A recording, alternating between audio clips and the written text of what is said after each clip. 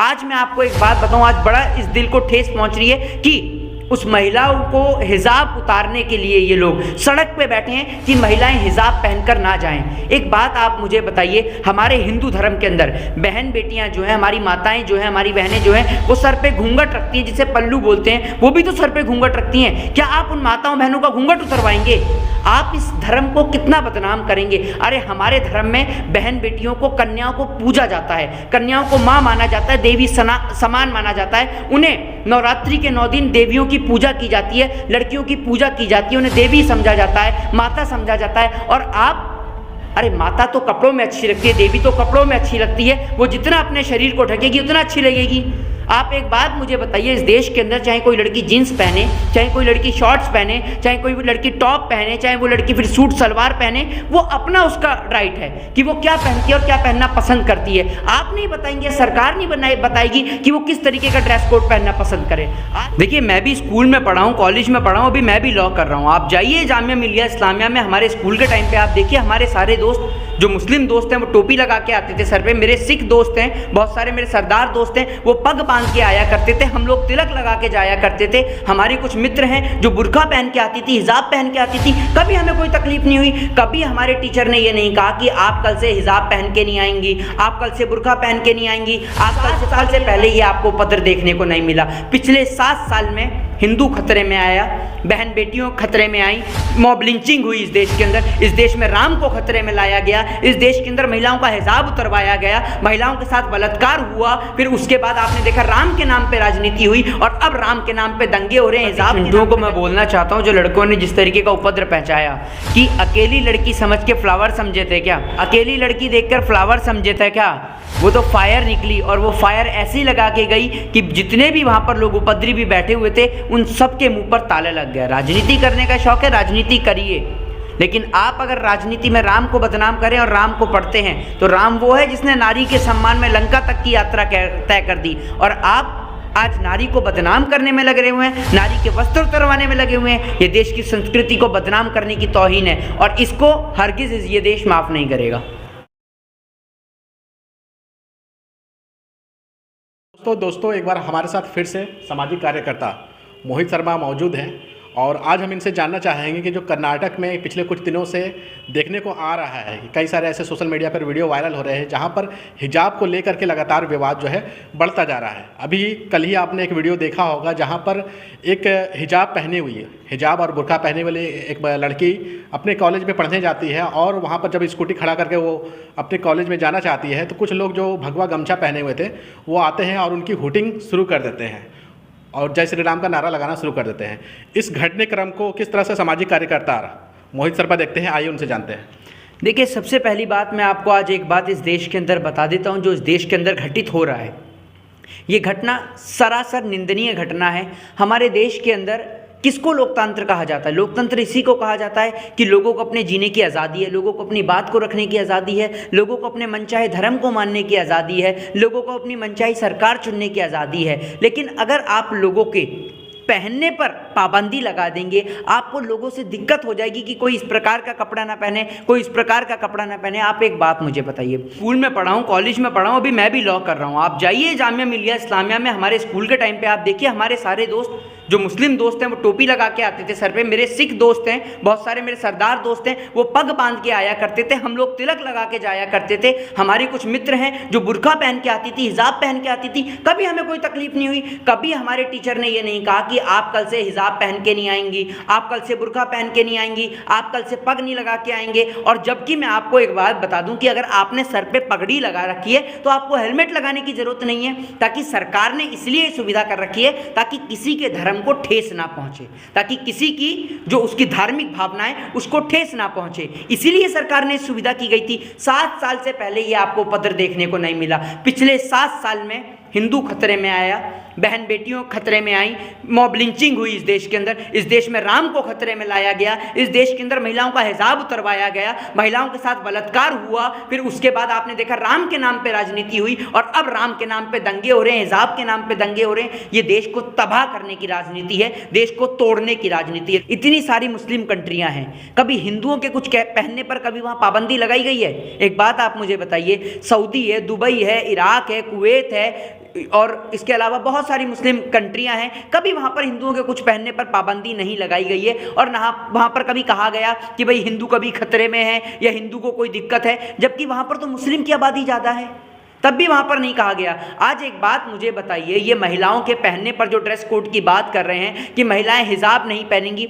आपकी औकात नहीं है महिलाओं को इंसाफ दिलाने की। जब महिलाओं के साथ इस देश में बलात्कार होता है तब आप बलात्कारियों के बचाने में खड़े होते हैं, तब आप बलात्कारियों को फांसी देने की बात क्यों नहीं करते हैं। आज मैं आपको एक बात बताऊं, आज बड़ा इस दिल को ठेस पहुंच रही है कि उस महिलाओं को हिजाब उतारने के लिए ये लोग सड़क पे बैठे हैं कि महिलाएं हिजाब पहनकर ना जाएं। एक बात आप मुझे बताइए, हमारे हिंदू धर्म के अंदर बहन बेटियां जो हैं, हमारी माताएं जो हैं, हमारी बहनें जो हैं, वो सर पे घूंघट रखती हैं, जिसे पल्लू बोलते हैं, वो भी तो सर पे घूंघट रखती हैं। क्या आप उन माताओं बहनों का घूंघट उतरवाएंगे? आप इस धर्म को कितना बदनाम करेंगे। अरे हमारे धर्म में बहन बेटियों को, कन्याओं को पूजा जाता है, कन्याओं को माँ माना जाता है, देवी समान माना जाता है, उन्हें नवरात्रि के 9 दिन देवियों की पूजा की जाती है, लड़कियों की पूजा की जाती है, उन्हें देवी समझा जाता है, माता समझा जाता है। और आप, अरे माता तो कपड़ों में अच्छी लगती है, देवी तो कपड़ों में अच्छी लगती है, वो जितना अपने शरीर को ढकेगी उतना अच्छी लगेगी। आप एक बात मुझे बताइए, इस देश के अंदर चाहे कोई लड़की जीन्स पहने, चाहे कोई लड़की शॉर्ट्स पहने, चाहे कोई लड़की टॉप पहने, चाहे वो लड़की फिर सूट सलवार पहने, वो अपना उसका राइट है कि वो क्या पहनती है और क्या पहनना पसंद करती है। आप नहीं बताएंगे, सरकार नहीं बताएगी कि वो किस तरीके का ड्रेस कोड पहनना पसंद करे। आज मैं आपको बता दूं कि आपको एक घटना मैं बताना चाहता हूँ। ये घटना है मुंबई की।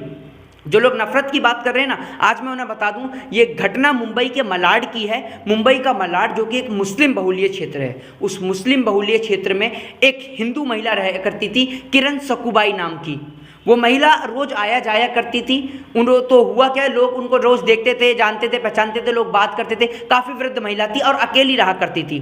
कुछ समय बाद उनका निधन हो जाता है। लोग एक दिन देखते हैं तो महिला दादी नहीं आती है घर से बाहर, तो लोग उनके घर में जाके देखते हैं तो देखते हैं कि उन दादी का जो है वो निधन हो गया होता है। तो सारे मुस्लिम परिवार के लोग वहाँ इकट्ठे होते हैं और सारे हिंदू रीति रिवाज की सारी सामग्री खड़ी उनको लिए इकट्ठी करते हैं, जो उनका अंतिम संस्कार किया जाए। उनको कांधा देते हैं और कांधा देने के साथ साथ उनका अंतिम संस्कार करते हैं। ये भारत देश की खूबसूरती है। किस भारत को तोड़ने की बात कर रहे हैं? और कर्नाटक में आप हिंसा करने का अर्थ बस यही है कि 5 राज्यों का चुनाव है जनाब।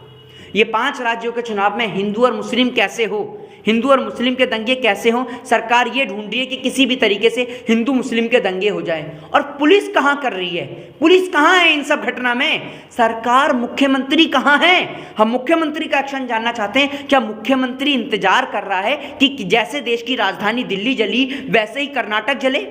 आप इंतजार कर रहे हैं हिंसा का? आप तुरंत इस पे कार्रवाई करिए और जो भी दंगाई लोग हैं उनको तुरंत अरेस्ट करिए। इस हिंदुस्तान को तोड़ने का काम मत करिए, इस हिंदुस्तान में दंगे फसाद आप करने का काम मत करिए।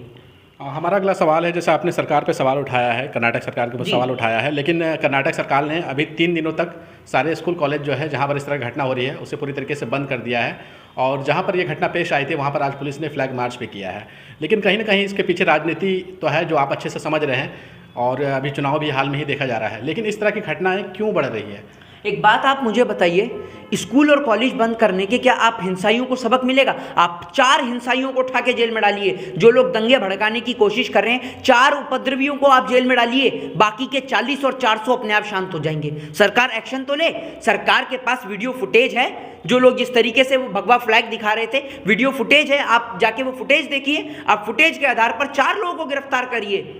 4 को देख के 40 शांत होंगे, 400 शांत होंगे। आज नरसिंह जेल के अंदर है, वसीम रिजवी जेल के अंदर है, कोई घटना दुर्घटना नहीं देखने को मिल रही है, ना देख रहे हैं ना, शांत है। तो भैया आप कानून का डर बैठाइए लोगों के जहन में। और आप एक बात मुझे बताइए, आप हिजाब की बात कर रहे हैं, भारतीय जनता पार्टी के नेता हैं शाहनवाज हुसैन, मुख्तार अब्बास नकवी, क्या उनके घर में उनकी पत्नियां नहीं पहनती हिजाब? उनकी बेटियां नहीं पहनती हिजाब? मुख्तार अब्बास नकवी अभी तक चुप हैं, शाहनवाज हुसैन इसको लेकर चुप हैं, और भारतीय जनता पार्टी के लोग जो उपद्रव मचाने में लगे हुए हैं, जो अपने आप को हिंदूवादी सोच के बताते हैं। अरे हमारे धर्म में तो बहन बेटियों को ढक के रखा जाता है, उनको भी पर्दे में रखा जाता है कि भाई वो अपनों से बड़ों के आगे पर्दे में रख के आएगी, उनको घूंघट करके आएगी, और आप यहाँ उनको पारदर्शिता कर रहे हैं। ये कहाँ की संस्कृति है? ये हमारे देश की संस्कृति नहीं। और आपको हिजाब से तकलीफ क्या है? अरे हम ब्राह्मण हैं, कल को अगर कोई मुस्लिम यूनिवर्सिटी वाला हमसे कहे कि आप जनेऊ पहन के नहीं आएंगे, आप तिलक लगाकर नहीं आएंगे, तो ये गलत है। हमारे देश में आपको तिलक भी लगाने की आज़ादी है, आपको जनेऊ पहनने की भी आज़ादी है, आपको टोपी लगाने की भी आज़ादी है, आपको हिजाब पहनने की भी आज़ादी है, आपको बुर्का पहनने की आज़ादी है, आपको सभी चीज़ की आज़ादी इस देश के अंदर है। और आप इस देश को जो बदनाम कर रहे हैं, मैं पूछना चाहता हूं कि सबसे पहले अगर आपको इससे आपत्ति है तो मुख्तार अब्बास नकवी, शाहनवाज हुसैन, ये भी तो मुस्लिम लोग हैं, इनके घर से क्यों नहीं कोई एक्शन होता? बताइए, इनके ऊपर क्यों एक्शन नहीं होता?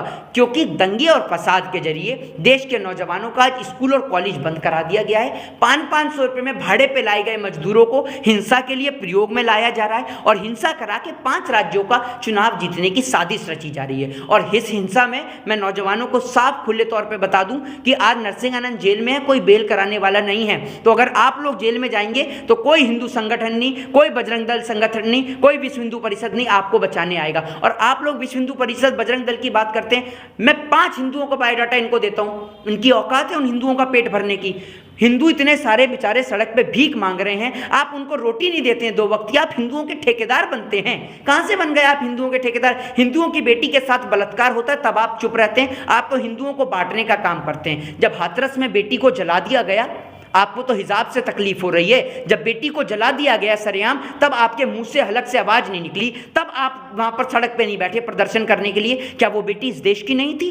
और आज आप बेटियों का हिजाब उतरवाने के लिए आप सड़क पे बैठ गए हैं, दंगाई बनने में लगे, आप उपद्रवी बनने में लगे हैं। मैं सरकार से कहूंगा कि अगर सरकार इसमें कोई कार्रवाई नहीं करती तो सीधे तौर पर जनता समझेगी कि इस सारी साजिश में सरकार का हाथ है। भाजपा के नफरती चिंटुओं को मैं बोलना चाहता हूं, जो लड़कों ने जिस तरीके का उपद्र पहुंचाया कि अकेली लड़की समझ के फ्लावर समझे थे क्या? अकेली लड़की देखकर फ्लावर समझे थे क्या?